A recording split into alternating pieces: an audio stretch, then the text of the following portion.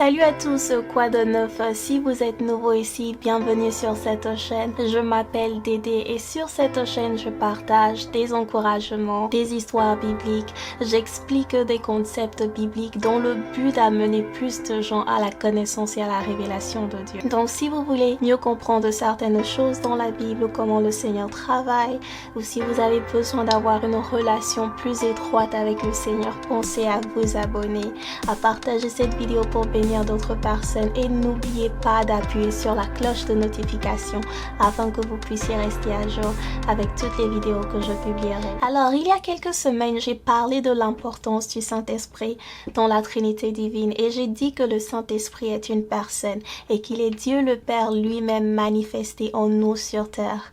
Et j'ai dit également que Jésus n'aurait pas pu accomplir son mandat ou son ministère sur terre sans le Saint-Esprit et que par conséquent, nous aussi, nous avons besoin du Saint-Esprit pour pouvoir accomplir nos destinées. Aujourd'hui, je vais parler de la façon dont le Saint-Esprit fonctionne en nous et dans nos vies. Alors, lorsque Jésus s'apprêtait à monter au ciel, il a dit à ses disciples dans Jean 14, verset 16, qu'il demandera au Père de nous envoyer un autre consolateur qui sera avec nous pour toujours.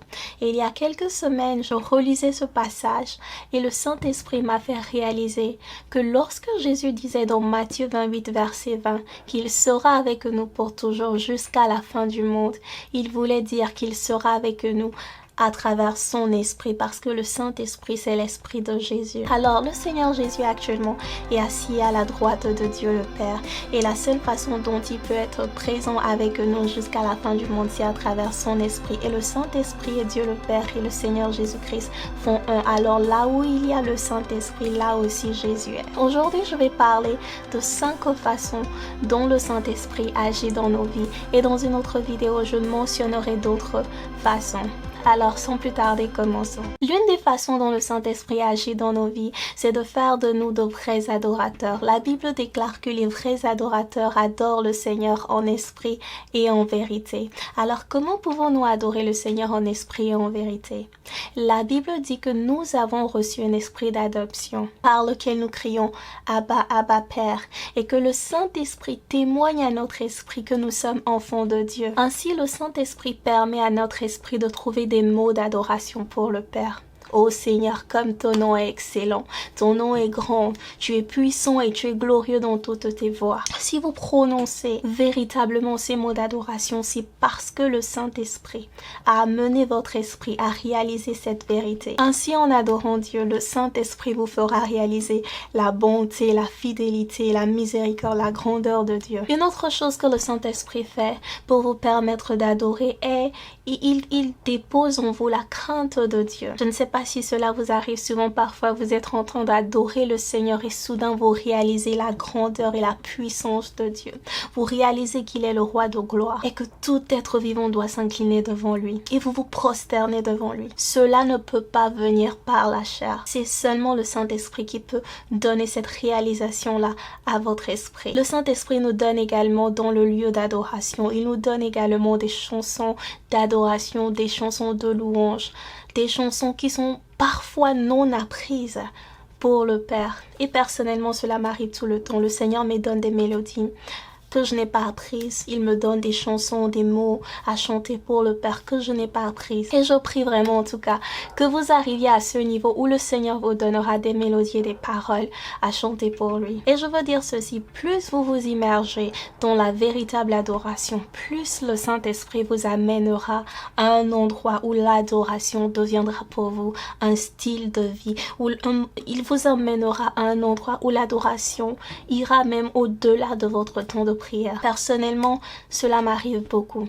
Quand je me réveille le matin, le Saint-Esprit me donne une chanson en fonction de ce qu'il veut faire avec moi durant une saison donnée. Ou parfois, je peux être en train de marcher dans la rue et le Saint-Esprit va me donner une chanson non apprise. Il va me rappeler un verset. Parfois, il va me donner envie de parler en langue ou même d'écouter sa parole. Ces choses-là ne peuvent pas venir par notre propre force, car la chair ne nous le permettra pas. Alors notre esprit doit être connecté à l'Esprit de Dieu pour pouvoir arriver à ce niveau de communion. Vous pouvez expérimenter également cette vie d'adoration, cette vie de communion avec le Saint-Esprit si vous aspirez à cela, si vous désirez cela de tout votre cœur. Et l'une des prières que moi je fais personnellement beaucoup, c'est Seigneur, donne-moi plus de soif, plus de faim pour ta présence, pour ta parole, plus de passion pour toi, pour ta présence. Et plus vous faisiez ce genre de choses, plus le Seigneur vous donnera de la soif pour sa présence, de la soif pour sa parole, et plus la communion avec le Saint-Esprit commencera par s'installer. L'une des choses que le Saint-Esprit également fait dans nos vies, c'est d'activer notre vie de prière.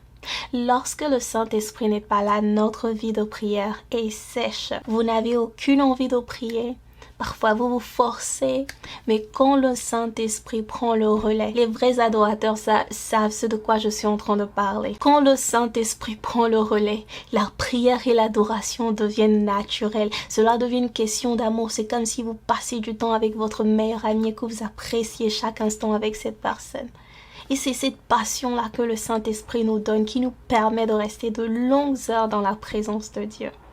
Et si vraiment vous êtes connecté à l'Esprit de Dieu, je vous garantis qu'il vous donnera des sujets de prière. Il va vous rappeler des versets, il va vous donner des chansons à chanter pendant votre temps personnel avec lui. Personnellement, parfois, quand je veux prier, je ne sais même pas. Parfois, je peux ne pas savoir sur quoi prier, ou parfois, je peux avoir idée de quoi prier, mais parfois, j'ai pas vraiment de sujet de prière.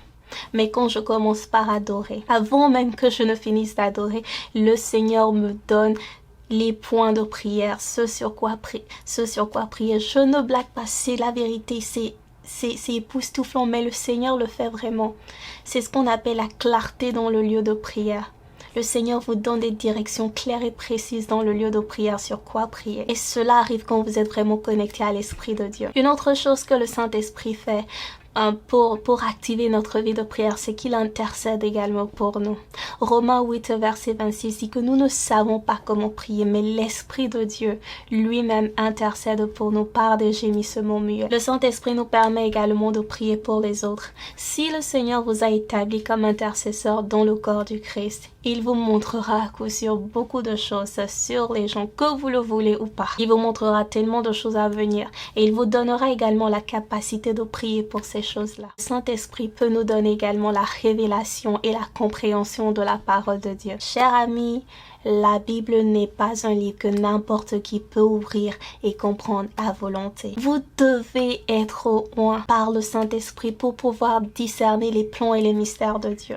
Le Saint-Esprit est cette personne-là qui rend la parole de Dieu claire pour vous. Il ouvre vos yeux, il rend la parole de Dieu réelle à vos yeux. Jean 14, verset 26 dit qu'il nous enseignera toutes choses. Jean 16, verset 13 dit, il vous conduira dans toute la vérité. C'est pour ça on dit que le Saint-Esprit est l'esprit de révélation et l'esprit de compréhension. Une autre chose également que le Saint-Esprit fait dans notre vie, c'est de nous permettre de vivre une vie sans péché. En tant que chrétiens nés de nouveau, parfois, nous pouvons avoir des difficultés à vaincre le péché et nous pouvons avoir des difficultés à nous éloigner de nos anciennes habitudes.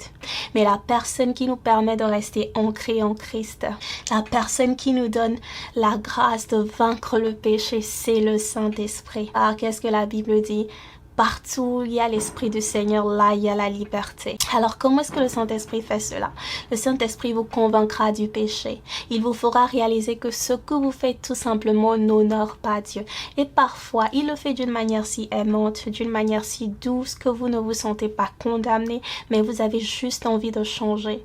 Si vous écoutez des voix qui vous condamnent, des voix qui vous disent que vous êtes horrible, que vous ne trouverez jamais grâce devant le Seigneur, ce sont les voix de l'ennemi. Ils veulent vous éloigner de la présence de Dieu. La vraie voix de Dieu est celle qui vous donnera le désir de changer, de plaire à Dieu, le désir de retourner dans la présence de Dieu. Car, chers amis, le Seigneur nous aime. Même dans le péché, le Seigneur nous aime. Pas pour que nous continuions par péché, mais pour que nous puissions revenir à lui. C'est un Dieu d'amour. C'est quand nous étions dans le péché que Jésus est venu, qu'il a sacrifié sa vie pour nous. Et finalement, le dernier point que je veux aborder dans cette vidéo, c'est le fait que le Saint-Esprit nous permet de faire ce à quoi Dieu nous a appelés. L'une des premières choses que le Saint-Esprit fait quand il nous appelle, je dis bien quand le Saint-Esprit nous appelle, c'est de confirmer cet appel. Dans Matthieu 3, verset 16, nous voyons le Saint-Esprit descendre comme une colombe sur Jésus alors qu'il est en train de sortir de l'eau du Jourdain après son baptême. Et il le fait comme ça pour confirmer l'appel de Jésus.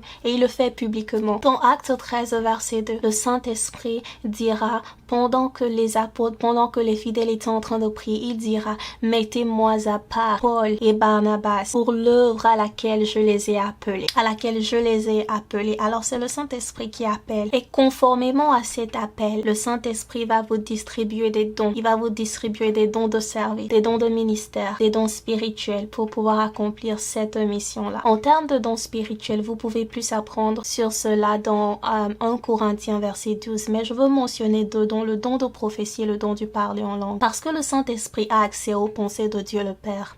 Il révèle ses pensées parfois et il nous permet de les parler, de les chanter. La plupart du temps, quand le Saint-Esprit révèle les pensées de Dieu, les gens prophétisent cela en parole. Mais la prophétie peut venir aussi en chanson. Quand l'esprit de prophétie descend sur une personne, la personne peut commencer à chanter, à déclarer les paroles de Dieu, à déclarer les prophéties, mais en chanson. Alors, il y a également le parler en langue. Et le parler en langue, il y a 2 types de parler en langue. Le parler en langue qui est comme un signe pour les non-croyants et le parler en langue qui nous permet de parler directement à Dieu le Père. Et ces dons-là, ce sont des dons qui témoignent que nous sommes baptisés par le Saint-Esprit, mais ce sont des dons aussi que le Saint-Esprit ne donne pas par plaisir. Ce sont des dons qu'il donne pour nous permettre d'accomplir notre destinée, pour nous permettre d'aider les autres et pour nous permettre d'édifier le corps du Christ. Et l'une des choses que le Saint-Esprit fait également quand il nous appelle, c'est de donner des directions divines à propos de cet appel. Les directions divines ne se limitent pas à l'appel, mais concernent également nos vies quotidiennes. C'est pourquoi nous appelons l'Esprit Saint l'Esprit de conseil. Où aller, quoi faire, à qui s'associer. Le Saint-Esprit vous donne des directives à propos de tout cela. J'aime beaucoup Ésaïe 30, verset 21. Que vous vous tourniez vers la droite ou vers la gauche, vos oreilles entendront une voix derrière vous disant, voici le chemin, marchez-y. Et cela témoigne que le Saint-Esprit est celui ou la personne qui nous donne des directions divines. Alors, chers amis, voilà les 5 choses principales dont je voulais parler dans cette vidéo en termes de comment est-ce que le Saint-Esprit agit dans nos vies. J'espère vraiment que cette vidéo a été une bénédiction pour vous et je prie que cette vidéo soit un point de départ pour vous, pour que vous expérimentiez une plus grande prise de conscience et une plus grande appréciation du Saint-Esprit dans votre vie. Que le Seigneur vous donne vraiment la grâce de reconnaître les manifestations du Saint-Esprit dans votre vie. J'ai encore 5 autres choses à parler sur le fonctionnement du Saint-Esprit, mais cela sera pour une autre vidéo et je prie en tout cas pour que cette vidéo sorte dans quelques jours. D'ici là, prenez soin de vous. N'oubliez pas de vous abonner si vous ne l'avez pas déjà fait et je vous en prie, aidez-moi à partager cette vidéo avec elle. Pour finir, j'aimerais également dire un grand merci à tous mes nouveaux abonnés. J'ai été tellement touchée au cours de ces derniers jours par le nombre de personnes qui se sont abonnées. Alors merci beaucoup pour le soutien. Bien de choses à vous. Je vous verrai dans une autre vidéo dans quelques jours et d'ici là, prenez soin de vous. Bye.